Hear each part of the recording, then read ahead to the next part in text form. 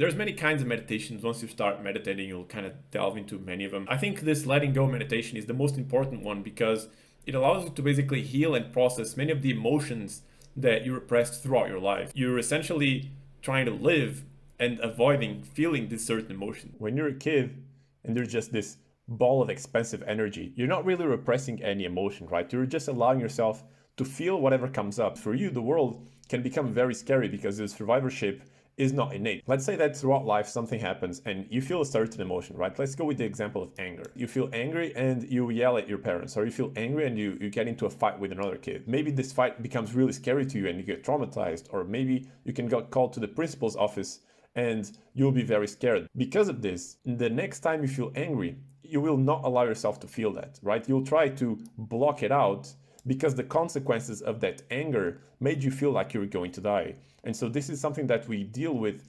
many different emotions every time we have this trauma, every time we believe that our survivorship was at stake. We create this belief and then we go our entire lives attempting to block this feeling of anger. Now you're an adult, you're like, I don't know, 25 or something, and then you'll start to feel this anger bubble up, and then at the same time, subconsciously, you'll try to force it to stay down. So you basically, if you get triggered, you may become very numb and you may not even experience anger at all. You'll feel this force of the anger trying to pop out, and then you'll try to block it at the same time. And that's very unhealthy because you'll live your entire life trying to avoid situations where you have to assert yourself, situations where there might be some conflict because you cannot allow yourself to be angry. And so because of this, it is so important to learn how to let go, because if you don't, then your whole life is being around avoiding these difficult emotions, right? And so that's something that's going to be very toxic. It's going to block certain opportunities for you.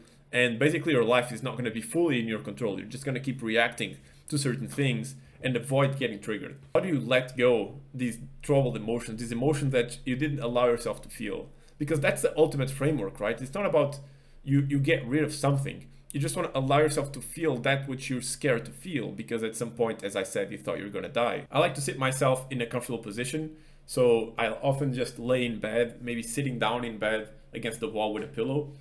And then what I do, I started doing this pranic breathing exercise that I learned from Julien. A lot of this stuff he also talks about. What you do is you breathe in through 6 seconds through your nose. So you do like, and then you hold it for 3, and then you exhale for 6 again. And then you exhale, you do this sh sound, like shh. And yes, I get it, this is kind of weird, dude, but yeah, you're watching Approaching Authenticity channel, so what do you expect? Once you start doing like 2 or 3 cycles of this, 6 seconds in, 3 seconds hold, 6 seconds out, doing the sh sound, because the idea is just so you feel grounded in your body. Look for these difficult emotions that you don't allow yourself to feel. Where do you feel tension? Where do you feel this like gooey, dark sensation that you just kind of want to, just set aside? You have to look for these sensations and you want to allow yourself to feel them. In my case, I don't really like doing guided meditation precisely because of this, because once I hear somebody talk, I can't really focus on the sensation. I can only focus on their voice. And it's hard for me to focus on what I feel and focus on what the person is saying at the same time. And so if you're like me, what you want to do is you want to learn how to guide yourself through the meditation so you can amplify these sensations. If you meditate when you're triggered, if you meditate at the height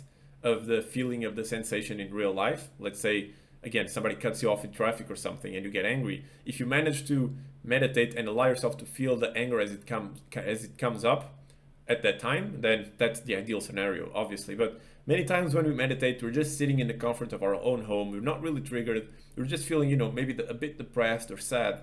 And what you want to do in that case is you want to amplify these emotions. And there's many techniques for this, right? So one thing you can do is think of the scenarios that really caused you a lot of pain or that really trigger you. So think of the time that maybe you were bullied in school. Think of the time that maybe your parents were mad at you. When you think of that, you will feel these sensations in your body. And this is a good time to sink into them and allow them to come up. Another technique you can do, basically ask yourself questions that would really trigger you. And this is something that Julien teaches me as well. Another way you can identify what you don't know is through what I call shadow questions. What are shadow questions? You can think of them as probes that you send down here and you see what answers get offered up to you. Imagine I were to ask you, why do you not deserve success? What's the first thing that comes to mind when you hear this? I do. What the fuck? What? Yeah, what do you mean? Of course I do. And I'm not saying you don't. And that's the thing. With the shadow question, don't analyze the content of the question. Think of it as I'm sending that probe down here. What gets offered up? Why don't I deserve success? But another interesting technique that I felt has really worked for me has been to talk to different parts. The idea here is to ask different parts of you, why are they acting out? Why are they doing the behavior that they're doing? For example, we all have an inner child within ourselves. And yes, I know it's kind of, we all have this inner child within us, and we can actually talk to it and we can actually ask questions to it. And these questions will prompt a lot of emotion. So you can ask, for example, your inner child, why are you so scared? Or you can ask maybe another part of you, which is not your child, but a part of you that's protecting your child. Maybe, for example, this happened to me when my parents divorced.